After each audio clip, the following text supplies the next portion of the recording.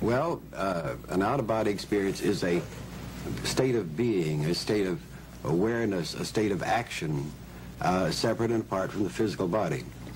We're always consciousness, and when we leave the body, we'll become much more, at least much more aware. You know, I finally had an out-of-body experience. And I remind them that you're not just the human body that you see in the mirror. You're an immortal being. And your body is your vehicle. What happens is that you as an individual suddenly find yourself, for one reason or another, apart from your physical body, and yet you can think, you can be, you can act, but your physical body is in some other location. It may be only 2 inches away or 2,000 miles away. Well, that's astral projection. That's something I've been wanting to do all these years. I had the lucid dreams, but I'd never really been able to walk out of my body from a conscious state. I really wanted to be able to do that.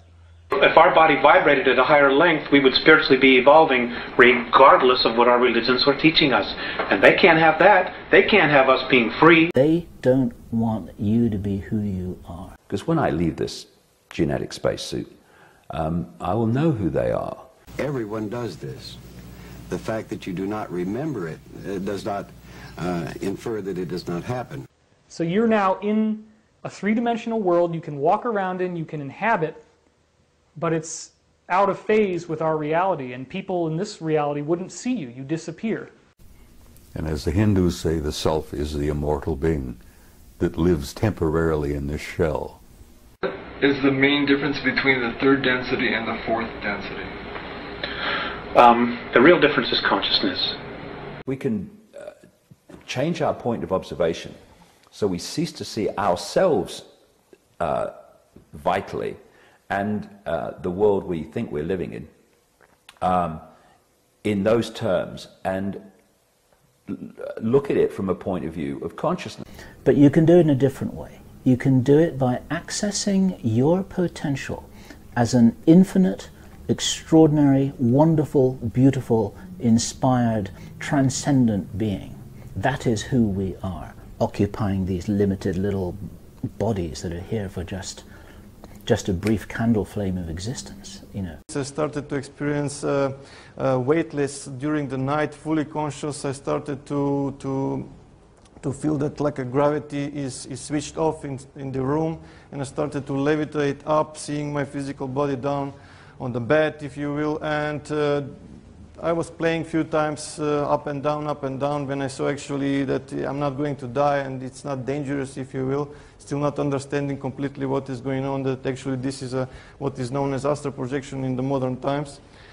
I've passed the 20-year mark in this exploration, and I think that I have done this for two reasons. One, to prove that you can do this and still stay physically alive. And the second is that you can do this and still stay reasonably sane. We have a body that they call the transient body, and then we have a physical body. The transient body is what New Agers would call the astral body. At the point that you're first conceived is called your zero-time reference, or ZTR. That moment is where you have contact with this place called zero time. Now, the physics model goes like this. If you can imagine space-time like a sheet, everything above the sheet is the world that we inhabit, the reality that we inhabit. Everything below the sheet is this three-dimensional reality that's kind of like where antimatter is. It's like the astral plane, mirror image of where we are now. We would be physical on fifth density, even though here we're on third density. Our perspective of them is being spirit. So, you know, on each of the different dimensions, there is an abundance of life that is completely different than how we would perceive it. Because, you know, our perception is of what third density is like. Even fourth density is very different, but we will have physical form in fourth density. The human spirit is infinite, immortal. We incarnate here, we come and go to school. We learn a few lessons, contribute in a small way, in each in our every way. But not many people ever take the time to really sit down and look deeply into themselves. As Yogananda said, self-realization, knowing who and what is living inside this shell that we call a human body. And optimizing the body will help the being who is in the body operate at the greatest potential. Without any equivocation, without any going past hope, belief, faith, you know that you do survive death. This changes your overview, your perspective. You have that knowledge, and it's not a religious thing. It's not a philosophical thing. It's a very, very pragmatic thing that you do survive physical death. When you have an out-of-body experience, which I've done, you fly up into the sky, you go above a certain point, it's kind of like a ceiling. For a long time I couldn't get past the ceiling. It drove me nuts because I wanted to go into space. And I couldn't get past the ceiling. Well, eventually I was able to do that, punch through. Then I started, I encouraged myself, I started to use this transparent body, if you will. I moved through the walls, moved through the roofs, and I started to actually experience that I can control this body, fully aware like I'm aware now. But every time that I was doing this, there was a light in the background, if you will, somewhere, always following me. I didn't feel any threat from that light, if you will. It was always there, more protective, if you will. Bless you. Decode vibrational information into electrical signals, send it to the brain, and the brain decodes it into this construct that we think is outside there, but it's actually inside us. The only place this world exists, a so-called solid world, a three-dimensional world, is out there. Out there, we think. But actually, it doesn't exist out there. Out there is just vibrational fields. It exists in here as we construct it. We're all spirit. We contain a soul. That soul is a part of all that is. And that soul has been really trying to be recognized in each of us. And it hasn't been because of the material and the belief systems that we have evolving around us being earth people, about being physical, and about the real truths of our essence, of our existence, of who we are, having been blinded from us, from our spiritual teachings, from the religions, and us being convinced that we're something that we're not, that we're physical, that we're animal form, and we're not. We're spirit. Our spirit animates these physical forms, period. Now you put that in your pipe and smoke it. There are two main parts, of course, to a human being. I mean, one can break it down into all kinds of components, but there are two main parts, and that is that there's you, who are the rider of this horse, the driver of this car, the being in the body, what Arthur Koestler called the ghost in the machine. And there's the body. I had been encountering a phenomenon that was like a vibration in the body, and I had gone to my doctor about it, and he had said, oh, that's just nerves and so on, and I would have to wait till this faded out, and it's not a physical vibration, incidentally. And one night I was lying in bed waiting for this vibration to cool down or fade away, as it were, so that I could simply roll over and go to sleep, because I didn't feel I should go to sleep, or couldn't, as a result of this taking place. I suddenly felt something bumping against my shoulder, and I looked, and here was this, what looked to be the floor bumping against my shoulder, and I thought, that's strange. I don't remember going to sleep.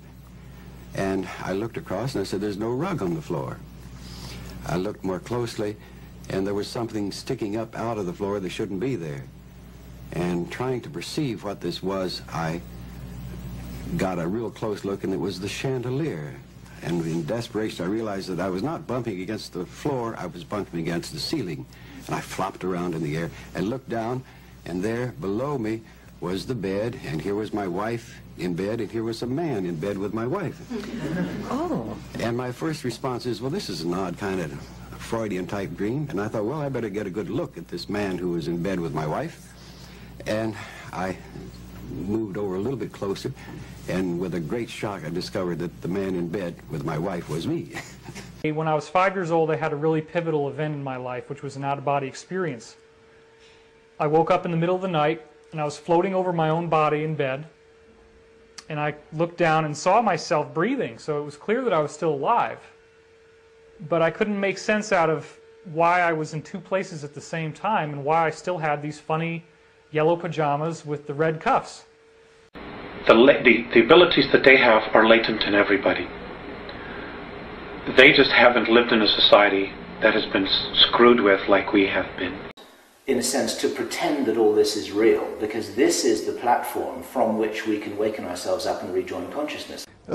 I really soon come to the shape that I was able to do the same that I was doing when I was very little. I started to project my consciousness out of my physical body, like something similar that people describe as near-death experience, if you will, where they actually have full awareness of themselves and they're completely without the physical body. So it took a while until I start to go further and further and to explore. Usually I come somewhere around 40 kilometers up, and that's where actually I was hitting some kind of obstacle, and always my astral travel was actually blocking in that.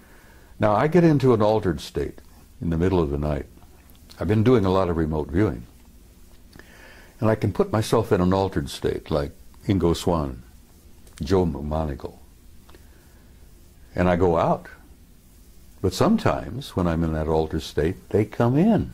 As soon as I started to move out of the planet, I started to observe flying crafts, if you will. I started to observe activity around the planet, which actually no one was talking about. There was nothing on the news. No one was referring as such phenomena exist at all. And then if you go past that, then you go out into space, and typically you end up, finding yourself on a UFO pretty quickly, because they see you and they find you, and you hang out and talk to the ETs, and most of them are very friendly. I've never really had a negative ET experience myself.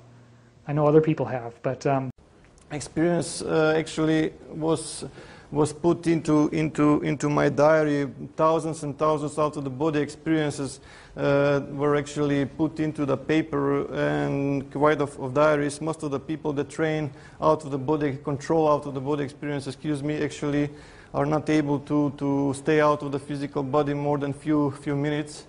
I was doing it for hours and hours, and the best that I was able to achieve when I was in best shape was around 33 light years away from home, if you will. So I will give you the data, so whatever you do, it's your choice, right? So you prepared yourself.